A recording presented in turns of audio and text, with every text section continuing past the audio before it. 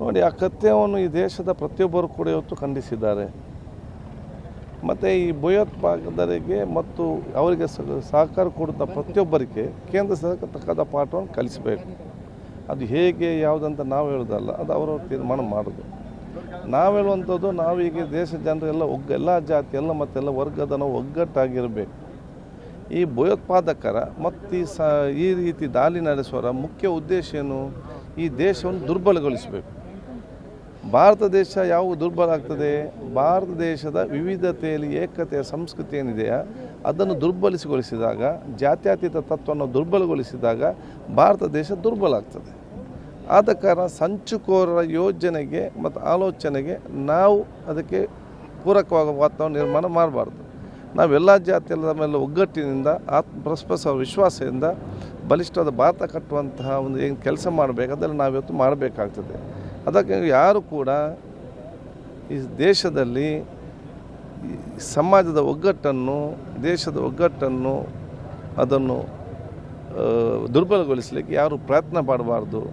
ಪರಸ್ಪರ ಅವಿಶ್ವಾಸದ ಮಾತನಾಡಿಕೊಂಡು, ಪರಸ್ಪರ ಒಬ್ಬರನ್ನು ದೋಷಿಸಿಕೊಂಡು ಈ ದೇಶದ ಒಗ್ಗಟ್ಟು ಮತ್ತು ಜಾತಿ ತತ್ವಕ್ಕೆ ಇವತ್ತು ಏನೋ ನಾವು ಆ ಒಂದು ಕೊಡಲಿಟ್ಟು ಕೆಲಸ ಮಾಡಿದರೆ ಅದು ಸಂಚುಕೋರರಿಗೆ ಲಾಭ ಮಾಡಿದಂಗೆ ಆಗ್ತದೆ. ಸಂಚುಕೋರರ ಆ ನಿಜವಾದ ಆ ಒಂದು ಅವರ ಮತ್ತು ಭಯೋತ್ಪಾದಕರ ನಿಜವಾದ ಅವರ ಯೋಜನೆ ಏನಿದೆ ಅದನ್ನು ವಿಫಲಗೊಳಿಸಬೇಕಾದ್ರೆ ನಾವು ದೇಶದ ಒಗ್ಗಟ್ಟೇ ಅದಕ್ಕೆ ಒಂದು ಸ್ಪಷ್ಟವಾದ ಉತ್ತರ. ಅದು ಈ ದೇಶದ ಪ್ರತಿಯೊಬ್ಬರು ಪಾಲಿಸಬೇಕು. ಯುದ್ಧ ಬೇಡ, ಈ ಥರ ಎಲ್ಲ ಚರ್ಚೆಗಳಾಗ್ತಿದೆ ಸರ್ ದೇಶದಾದ್ಯಂತ. ರಾಜ್ಯದಾಗ CM ಅವರು ಕೂಡ ಯುದ್ಧ ಬೇಡ, ಅನಿವಾರ್ಯ ಆದರೆ ಅಷ್ಟೇ ಮಾಡಿ. ನೋಡಿ, ಅದು ಈ ದೇಶದಲ್ಲಿ ಸರ್ವಪಕ್ಷ ಸಭೆ ಕರೆದು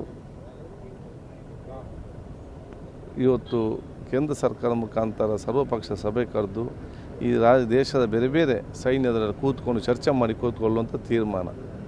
ಆದ ಕಾರಣ ಅಲ್ಲಿ ಅದು ಏನು ತೀರ್ಮಾನ ಆಗ್ತದೆ ಅದಕ್ಕೆ ಅವರು ತೀರ್ಮಾನ ಕೊಡ್ತಾರೆ.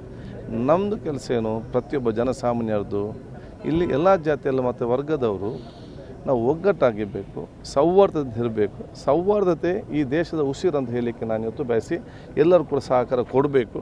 ಮತ್ತು ಇವತ್ತು ನೊಂದವರು ಯಾರಿದ್ದಾರೆ ಮತ್ತು ನಮ್ಮ ಅಗಲಿಕೆ ಅವರಿಗೆ ಶಾಂತಿ, ಯಾರು ನಮ್ಮನ್ನು ನಾವು ಕಲ್ಕೊಂಡಿದ್ದೇವೆ ಅವರ ಆತ್ಮಕ್ಕೆ ಶಾಂತಿ ಸಿಕ್ಕಲಿ.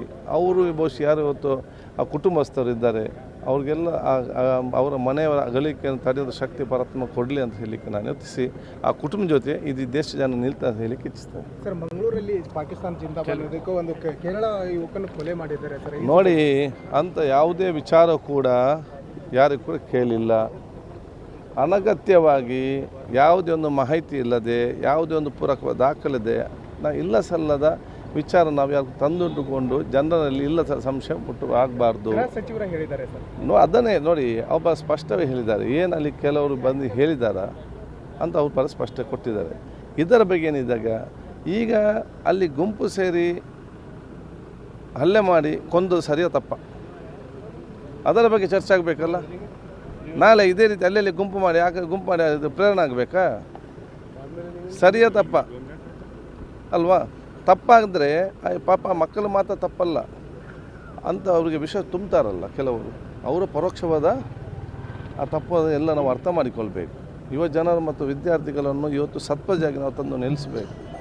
ಅದು ಇದನ್ನು ಪ್ರತಿಯೊಂದು ಸಮಾಜದ, ಪ್ರತಿಯೊಂದು ವರ್ಗದ, ಪ್ರತಿಯೊಂದು ಪ್ರದೇಶದ ಎಲ್ಲರೂ ಆತ್ಮಾವಲೋಕನ ಮಾಡಿಕೊಂಡು ನಮ್ಮ ಸಮಾಜದ ಯುವಕರನ್ನು ಸತ್ವಜಾಗಿ ಅವರು ಭವಿಷ್ಯ ಅತ್ಯುತ್ತಮ ಶಿಕ್ಷಣ ಪಡೆದುಕೊಂಡು ಅವರ ತಂದೆ ತಾಯಂದರ ಆಸ್ತಿ ಸಂಪತ್ತಾಗಿ ಮಾಡಿ ಈ ದೇಶದ ಮಾರ್ಪಡುವಂಥ ಕೆಲಸಕ್ಕೆ ಎಲ್ಲ ಪೂರಕ ವಾತಾವರಣ ನಾವು ನಿರ್ಮಾಣ ಮಾಡಬೇಕಾಗ್ತದೆ ಹೇಳಲಿಕ್ಕೆ ನಾನು ಇವತ್ತು ಬಯಸಿ. ಇದು ನಮ್ಮ ಇಡೀ ಈ ಒಂದು ಘಟನೆ ಅಲ್ಲ, ಇಡೀ ಮಂಗಳೂರಲ್ಲ, ಇಡೀ ನಮ್ಮ ರಾಜ್ಯ ಮತ್ತು ದೇಶಕ್ಕೆ ದೊಡ್ಡ ಮಟ್ಟದೊಂದು ಕಪ್ಪು ಚುಕ್ಕೆ ಅಂತ ಹೇಳಲಿಕ್ಕೆ ನಾನು ಇವತ್ತು ಬಯಸ್ತೇನೆ.